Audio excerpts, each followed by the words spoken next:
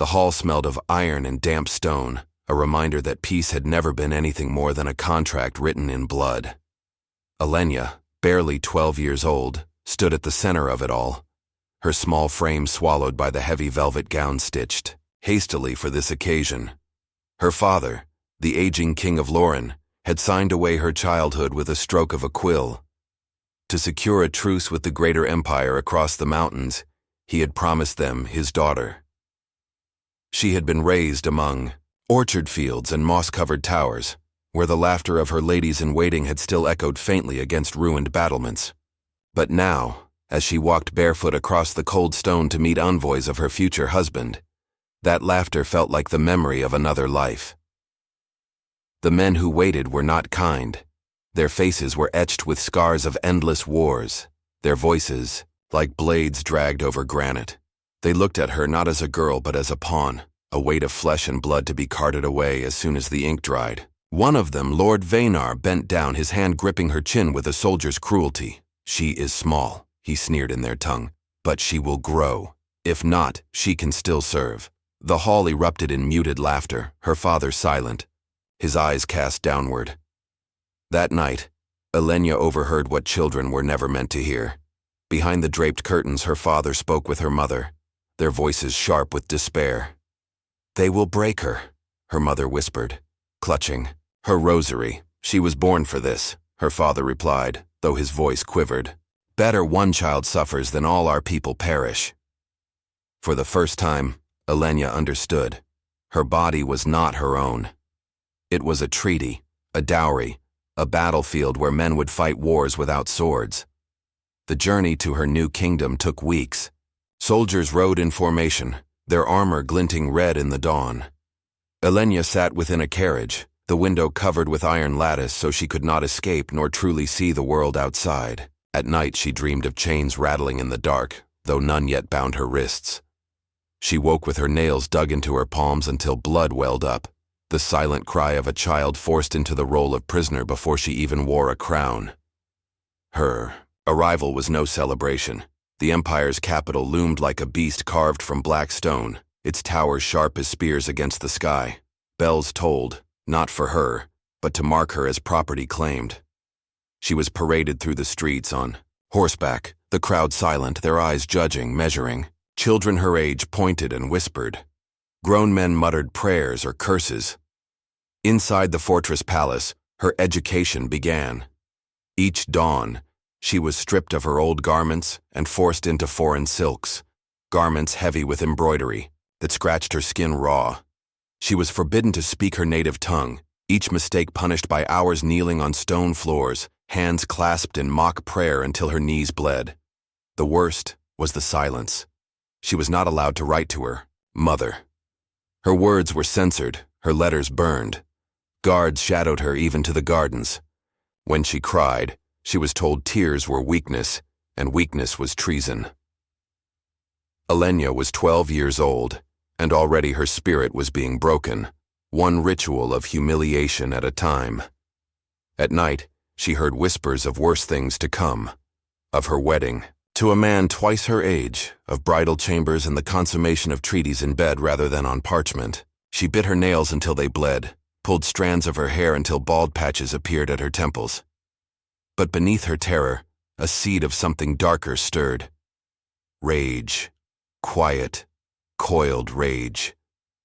She remembered Lord Veinar's hand on her chin, the laughter of men who would decide her fate.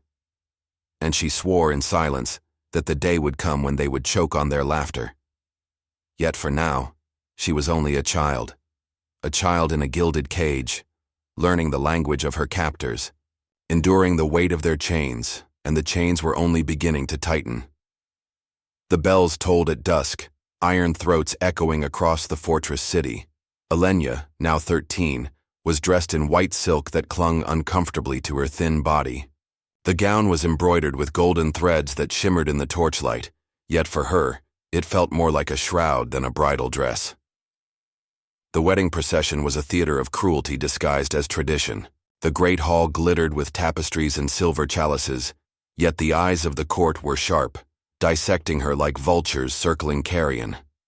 She was forced to kneel before the altar, her hand pressed into that of a man who could have been her father. He was Prince Maelor of the Empire, a man of 30, with cold eyes that reflected torchlight like steel. When the vows were spoken, Elenya's voice trembled, and her hesitation drew a murmur of discontent from the audience. Lord Vanar smirked, whispering to another noble, "The lamb bleats before the slaughter." The feast was no comfort.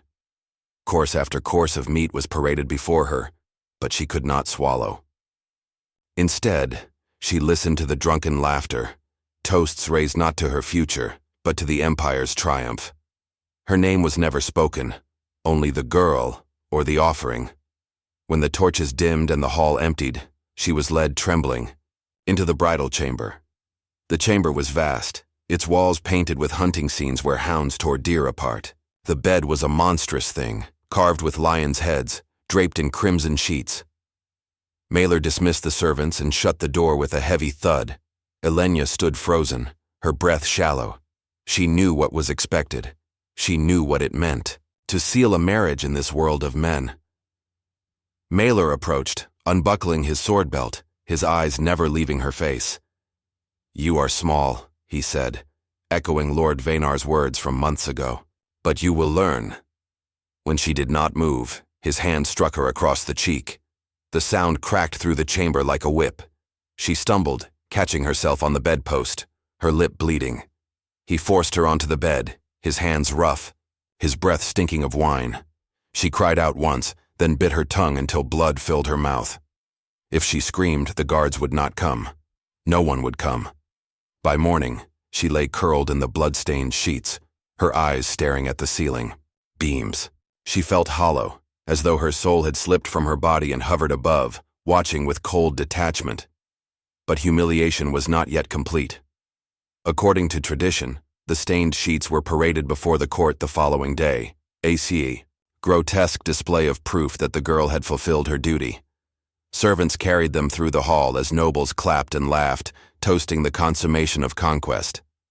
Elenya stood among them, her face pale, her body aching, her humiliation weaponized as public spectacle.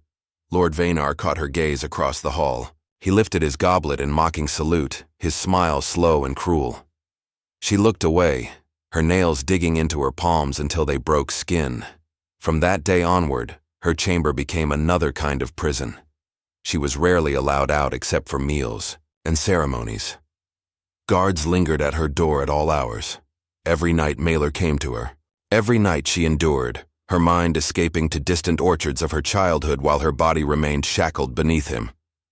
She began to count the days not in numbers but in wounds, bruises on her wrists, scratches hidden beneath her gowns, dark rings beneath her eyes from sleepless nights. Yet in the deepest recess of her despair, something hardened. She stopped weeping when he entered the room. She stopped trembling when he struck her. Instead, she watched him, studied him, learned his patterns, his weaknesses, the moments when his arrogance dulled his guard, and though she was caged, her mind sharpened like a blade against stone. If pain was to be her tutor, she would learn, and if blood was to be her prison, it would, one day, also be her weapon. The palace above reeked of incense and perfumed feasts, but beneath its stones lay another world, one where screams clung to the walls like mold. Elenya was dragged there on a moonless night. 2 guards seized her arms, their grip iron, their boots echoing down the spiral stairs that seemed to descend into the bowels of the earth. She had resisted at first, spitting at Maelor when he came to her chamber drunk and demanding. The blow he dealt her for that insolence had left her jaw throbbing. But it was not the punishment. That came later. The dungeon was lit by torches burning low, their smoke mixing with the stench of rot. Chains rattled as unseen prisoners stirred in the shadows. Some cried out when the guards passed, others whispered prayers, their voices like brittle leaves. Elenya was thrown against the stone floor, her silk gown soaking with damp filth. Lord Vanar appeared, his face emerging from the darkness like a vulture's head. He carried no sword tonight, only a whip of braided leather. "The lamb must learn obedience," he said in a voice of mock gentleness. She was forced upright, wrists bound above her head to an iron ring fixed in the wall. Her feet barely touched the ground. Cold air licked her skin as the gown was torn open, baring her shoulders and back. She bit her lip, refusing to speak. The first lash burned like fire, slicing skin with a crack that echoed through the chamber. She gasped, not from pain alone, but from the shock of its sharpness, sharper than she had imagined. Blood welled, dripping down her spine. The second lash broke her silence. A strangled cry escaped, echoing against the stone. Prisoners stirred in the dark, some turning away, unable to bear the sound. Venar smiled. "Better. Let the dungeon hear you." The whip fell again, and again. Her body convulsed, skin opening under the strokes, until her knees buckled and she hung by her wrists, trembling. The torches flared, throwing shadows of her small body writhing against the wall. But though her body screamed, her spirit clenched around a single stubborn truth. She would not beg. The session ended only when blood streaked the stones beneath her. Venar leaned close, his voice a hiss in her ear. "You will break. Sooner or later, every lamb breaks." When the guards unchained her, she collapsed. They dragged her back to her chamber, leaving her on the cold floor like discarded meat. The gown clung wet with blood, her back aflame with agony. She lay there until dawn, teeth clenched, eyes open, whispering to herself, "I am not broken. Not yet." But the dungeon whispered louder. In the following nights, she was taken there again, and again. Each visit brought new instruments of cruelty, heated irons held near her skin until she screamed, ropes tightening around her wrists until bone ground against bone, buckets of icy water thrown on her bleeding wounds. Some nights she was left, in the dark with the other prisoners. From the shadows came whispers, "Endure, little one. They want your cries more than your life. Don't give them both." She listened. She learned. Even in torment there was knowledge to be gained, about her captors, about fear itself, about the human will stretched to breaking and beyond. On the 10th night, when Venar demanded she kneel and kiss his boots, she lifted her head, eyes blazing through her bloodied hair. Her lips split into a smile, not of joy but of defiance. "You may break my body," she whispered, voice ragged, "but my soul is already sharpening against you." For the first time, Venar's smile faltered, and in that falter, Elenya found strength. The dungeon whispered still, but now its whispers were not only of despair, they were of vengeance waiting to be born. By the time Elenya turned 14, the court had grown accustomed to the sight of her, pale, composed, and seemingly serene. She moved through the gilded halls with the grace expected of a queen, her face a mask of serenity, her eyes betraying nothing. Every gesture was calculated, every word measured. Yet behind the mask, her body and mind carried the memory of repeated torment. Her chambers were lavish but monitored. Every step she took was observed by spies masquerading as ladies-in-waiting. Every conversation was dissected, recorded, and reported to Maelor and Lord Venar. The palace had become a theater, and she the actress in a tragedy that stretched. Endlessly, court ceremonies were the cruelest form of her imprisonment. She wore her silks like armor, her jewels like shackles. Courtiers whispered about her, mocking her youth and beauty.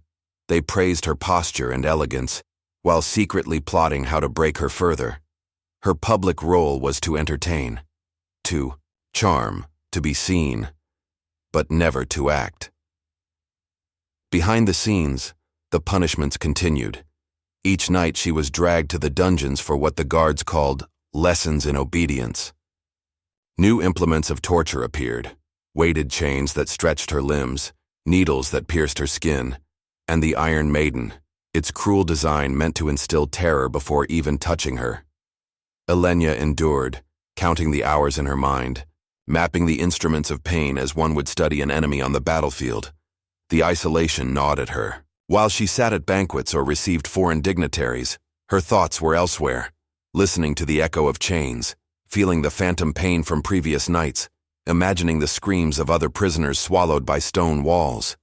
She had become adept at masking her suffering, turning her fear into composure, her terror into elegance. The court began to call her the Silent Queen, not knowing that silence was her shield and composure her weapon. Only when she was alone did she allow herself to cry, to whisper curses into the shadows. She would run her fingers over the marks on her wrists, over the scabs left by lashes, and imagine the day when she would have the power to make her captors kneel before her. It was in the masked balls, however, that the cruelest ironies played out. Elenya was forced to dance with men older and crueler than her, their hands lingering too long, their eyes leering with satisfaction at the fear she could not display. Music and laughter became instruments of torment.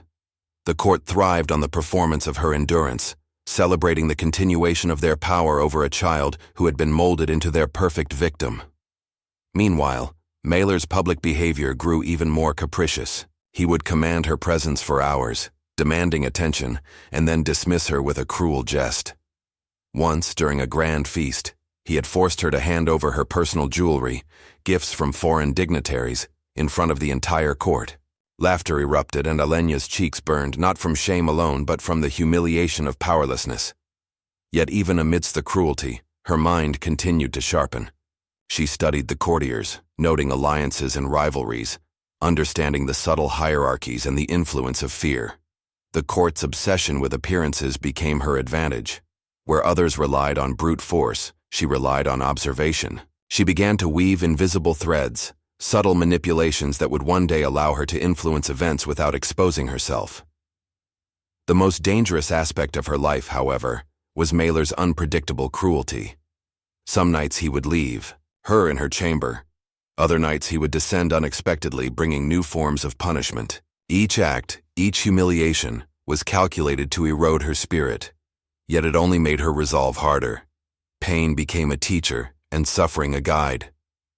Through it all, Elenya never ceased dreaming of revenge. Every lash, every insult, every public slight was a spark. The mask she wore, the composure she maintained, was merely a cover for the storm that gathered within her. Each day, she grew stronger, her mind as sharp as the blades she imagined wielding against those who had wronged her.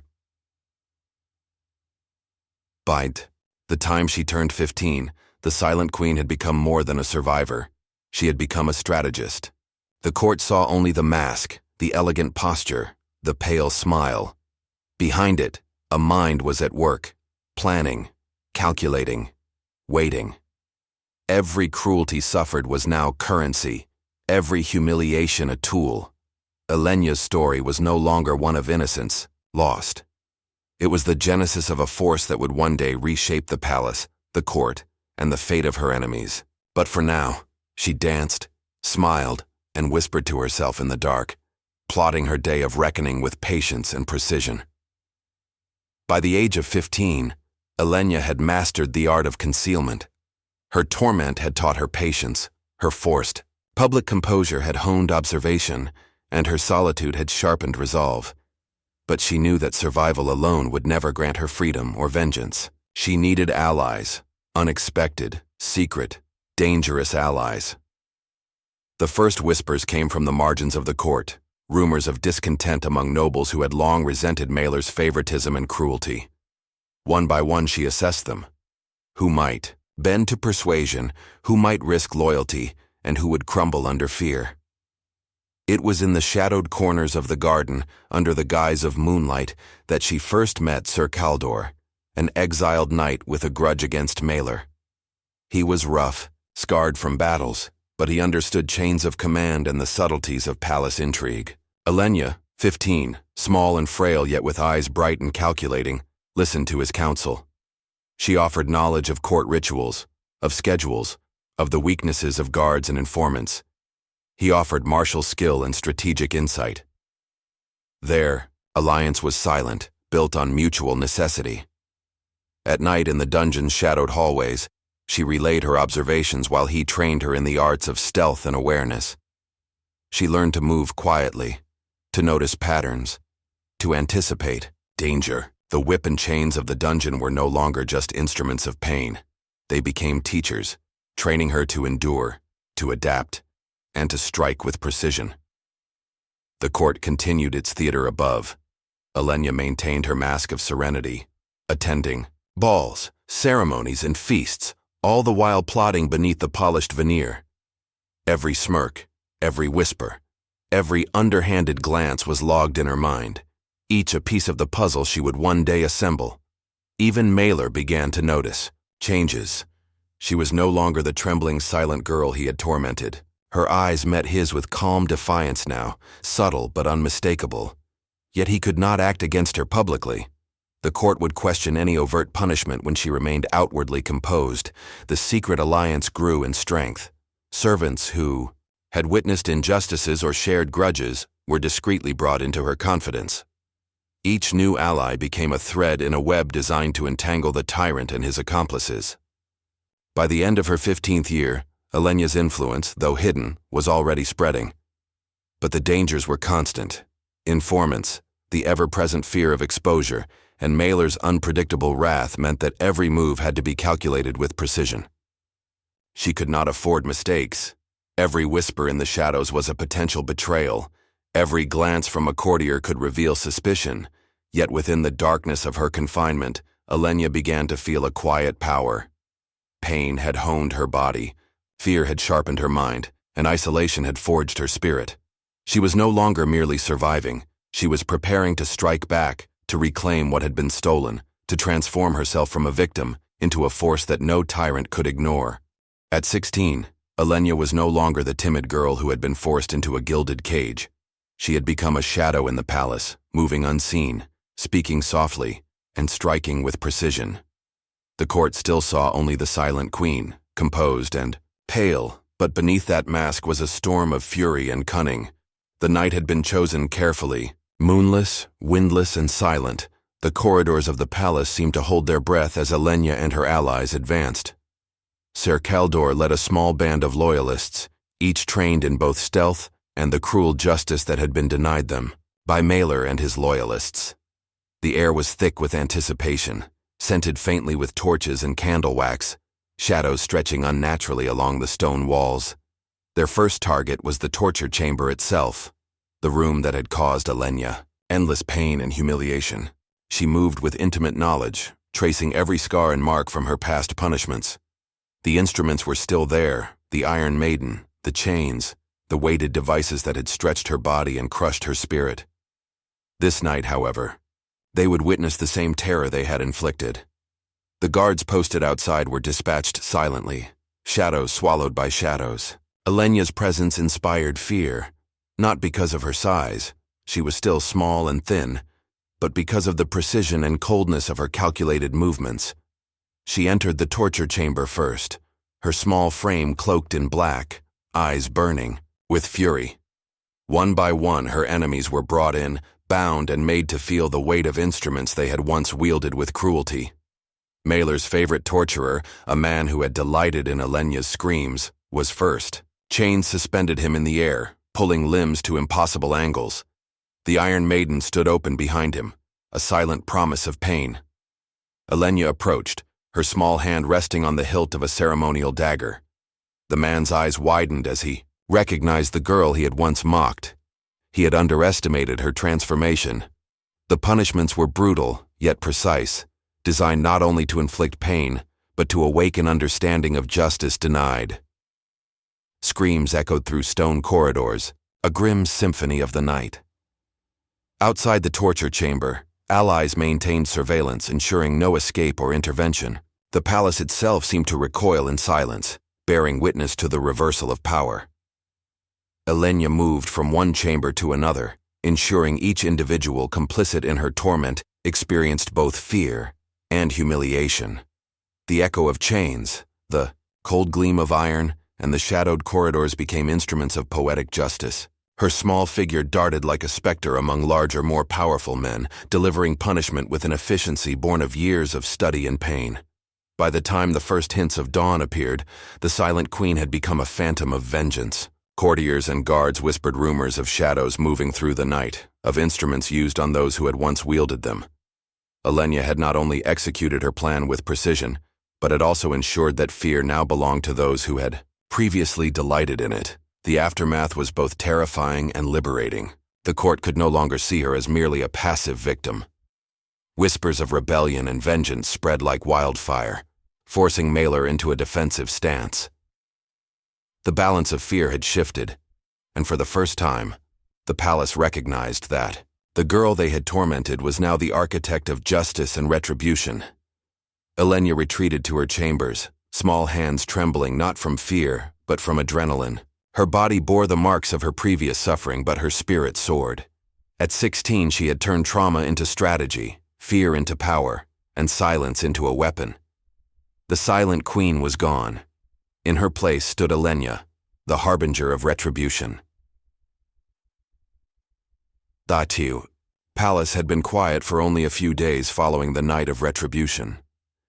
Fear had gripped Malor and his loyalists, but it had also sown seeds of unease among Elenya's own allies. Not all were loyal by conviction.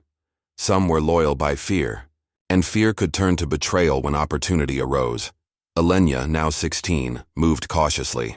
Her sharp eyes and careful listening uncovered subtle changes: whispers in corridors, suspicious glances at meetings, delayed messages, and unexplained absences. She had become acutely aware that vengeance had to be tempered with prudence. Misstep could undo everything she had fought to achieve. One evening, a trusted lieutenant, Sir Aldrich, failed to return from a scouting mission. Rumors quickly spread that he had been captured and coerced into revealing details of Elenya's secret operations. The knowledge of betrayal chilled her blood. The alliances she had painstakingly built were fragile, and enemies could exploit cracks. In the shadowed halls of the palace, Elenya orchestrated a series of tests to uncover traitors. Servants and nobles were watched closely, and small but telling missteps were noted. Those who had remained obedient now trembled as subtle traps revealed their intentions. The art of betrayal, she realized, was as intricate as the art of loyalty. Her most trusted confidant, Sir Caldor, warned her of the looming danger. "Not all who bow to you in court will fight with you in shadow," he said. Elenya, 16, small and deliberate, nodded. She had learned that the strength of a ruler is measured not by loyalty declared, but by loyalty proven. It was during a clandestine meeting in the underground chambers that the first true test of her power emerged. A group of conspirators attempted to assassinate a key ally, believing Elenya too distracted by her recent victories to notice. The trap, however, had been anticipated. With calculated precision, Elenya and her shadow network countered the ambush. The would-be assassins were captured and brought before her. The punishment was both cruel and symbolic. Chains, shackles, and instruments of restraint that once tormented her were now tools of judgment. Each conspirator was subjected to a psychological and physical reckoning, isolation, controlled deprivation, and simulated threats designed to instill terror without immediate death. Elenya's small frame belied the cold meticulousness with which she administered justice. The betrayal extended beyond individuals. Rumors suggested that Malor's own advisors were secretly supplying intelligence to rival kingdoms, hoping to destabilize Elenya's growing influence. She orchestrated countermeasures, sending false information, creating decoys, and exposing double agents. Every shadow became a battlefield, every whisper a weapon. The psychological strain was immense. Night after night, Elenya monitored the palace, orchestrated punishments, and verified the loyalty of allies. Sleep was a luxury she could not afford, and her small body bore the marks of exhaustion. Yet her resolve remained unbroken. The harbinger of retribution had learned to thrive in darkness, and betrayal was merely another challenge to conquer. By the end of her 16th year, the palace had transformed. Fear of Elenya extended not only to her enemies, but to her allies, who recognized her vigilance and ruthlessness. Her legend, whispered in candlelit corridors, had grown. Elenya had survived torment, orchestrated vengeance, and now managed betrayal with the same strategic brilliance, proving that the darkness of her past had forged a mind as formidable as any weapon. At 17, Elenya was no longer the fragile girl who had entered a palace of shadows years before. Her small frame had grown lean and strong, but it was her mind, honed by pain, fear, and vengeance, that had become a weapon more deadly than any sword. The final reckoning had arrived. Malor, once untouchable, had grown careless, believing the silent queen was still weak, compliant, and frightened. He would soon discover how wrong he had been. Elenya's preparations were meticulous. Over months she had mapped every corridor, every hidden passage, every guard rotation. Her allies were stationed at key points, loyal not just out of fear, but out of recognition that Elenya's justice was inevitable. The night was chosen carefully. Storm clouds blocked the moon, rain battered the walls, and the howling wind masked the sound of footsteps. The first confrontation came in the dungeons, where prisoners Mailer had tormented for decades were held. Elenya released them strategically, offering freedom in exchange for aid. The prisoners, scarred by years of suffering, recognized the girl who had once endured and survived their shared torment. Under her command, they became an army of the oppressed, each willing to enact vengeance upon those who had abused them. Mailer, unaware of the brewing storm, celebrated what he believed was a final victory over Elenya. He had arranged for her isolation during the night of the storm, believing that fear and fatigue had diminished her resolve. The small queen moved silently through hidden passages, her eyes burning with purpose, her movements deliberate and precise. The confrontation itself was terrifying.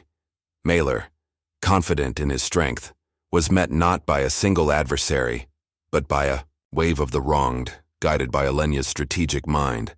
The storm outside mirrored the chaos inside the palace. Rain slashed through broken windows, and lightning illuminated terrified faces and weapons glinting in the dark.